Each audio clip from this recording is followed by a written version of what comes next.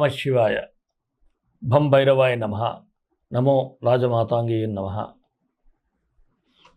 విధాత TV ప్రేక్షకులందరూ ఆ కాళభైరవుని అనుగ్రహంతో సుఖ సంతోషాలతో జీవించాలని మనస్ఫూర్తిగా కోరుకుంటూ మీ విశ్వసాయి గురూజీ. రాశిఫలాలకు వెళ్లే ముందు మన పీఠంలో మహాశివరాత్రికి ఆ మహాదేవునికి జరిగేటువంటి వేడుకలను ప్రస్తావించుకుందాం. ఆ రోజు అంటే ఫిబ్రవరి 26వ తేదీ శివరాత్రి. ఆ రోజు మనం సాయంత్రం నుంచి కూడా లింగోద్భవ కాలం వరకు, లింగోద్భవ కాలం తర్వాత కూడా అనేకమైనటువంటి కార్యక్రమాలు ఉంటాయి. ముఖ్యంగా మన పీఠంలో శివశక్తి సహిత మహాకాళభైరవ రుద్రహోమం కూడా జరుగుతుంది. మృత్యుంజయం కూడా చేయటం జరుగుతుంది. అలాగే పార్థివలింగం, కలియుగంలో పార్థివలింగానికి మనం పూజ చేసినట్లయితే సకల పాపాలు తొలగిపోతాయని మనకి పండితులు చెప్తా ఉంటారు. అలాగే ఐశ్వర్యం ఈశ్వరాదిచ్చేత్, ఐశ్వర్యాన్ని మనకిచ్చేది కూడా ఆ పరమేశ్వరుడే. అందుకే ఆ రోజు మనం పార్థివలింగానికి పూజ చేయటం, అభిషేకం చేయటం, లింగోద్భవ కాలంలో శివధ్యానం చేయటం, ఓం నమ శివాయ అనే మంత్రంతో ధ్యానాన్ని చేయటం కూడా జరుగుతుంది. ఇటువంటి అద్భుతమైనటువంటి ఈ కార్యక్రమంలో మీరు పాల్గొన్నట్లయితే మీకున్న సకల దోషాలు తొలగి మీరు అనుకున్నటువంటి ఏదైతే మీ మనసులో కోరికలు ఉంటాయో అవన్నీ సిద్ధించేటువంటి అవకాశాలు చాలా ఎక్కువగా ఉంటాయి.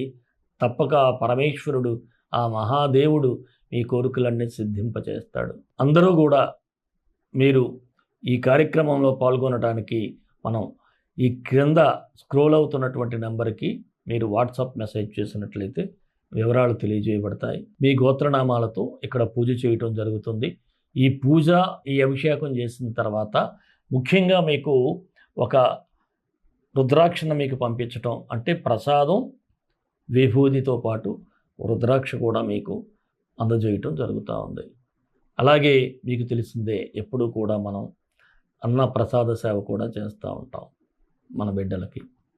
ఇక నేను ఎప్పటి నుంచో చెప్తున్నాను, ఈ మధ్య మన దేవాలయం గురించి శివరాత్రికి అనుకున్నాం. అయితే కాస్త ఆర్థికపరమైనటువంటి ఇబ్బందులు ఇవన్నీ దృష్ట్యా కూడా మనకి విగ్రహాలు అయితే పాలరాతి విగ్రహాలే అద్భుతంగా మార్బల్ విగ్రహాలు తయారైపోతూ ఉన్నాయి.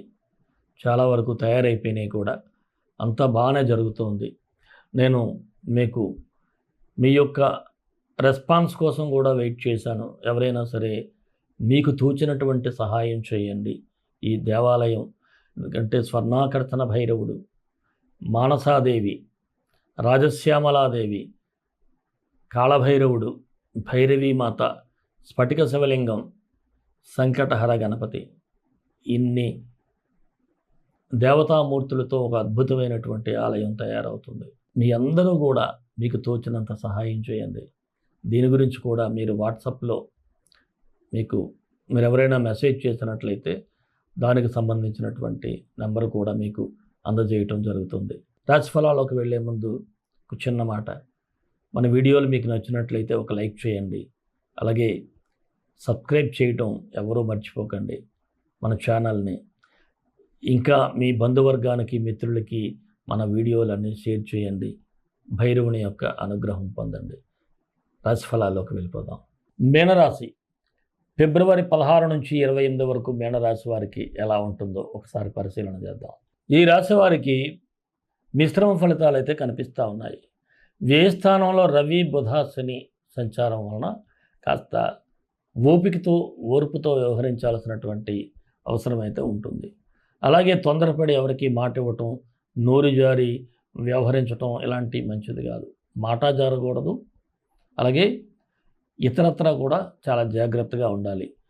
అలాగే కొంతమంది మీకు అరచేతిలో వైకుంఠాన్ని చూపించేసి మీతో డబ్బు పెట్టించి మిమ్మల్ని రోడ్డు పాలు చేసేటువంటి అవకాశాలు ఉంటాయి.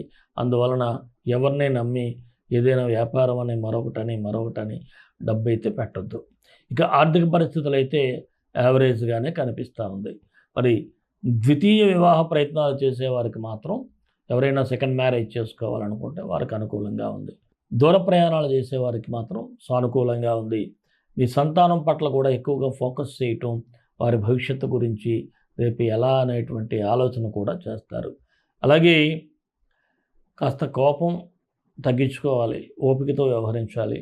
ఈ స్ట్రెస్ కారణంగా కూడా కుటుంబ సభ్యులతో అనవసరమైనటువంటి వాగ్వివాదాలు చేయటం, దీనివలన అపార్థాలకు తావిచ్చేటువంటి పరిస్థితి అయితే ఉంది. ఇక స్థిరాస్తి కొనుగోలు ఎవరైనా చేస్తున్నట్లయితే అలాంటి వ్యవహారాలు కాస్త ఒక కొలిక్కి వచ్చేటువంటి సూచనలు ఉన్నాయి. అలాగే గృహ నిర్మాణ ప్రయత్నాలు కూడా చిన్న జాప్యం అయితే కనిపిస్తూ ఉంది. రుణ ప్రయత్నాలు అయితే ఫలిస్తూ ఉంటాయి. విదేశీ ప్రయత్నాలు చేసేవారికి ఆశాజనకంగానే ఉంటుంది. నిరుద్యోగులకైతే ఉద్యోగ అవకాశాలు కొద్దిగా నిదానంగా ఉంటాయి.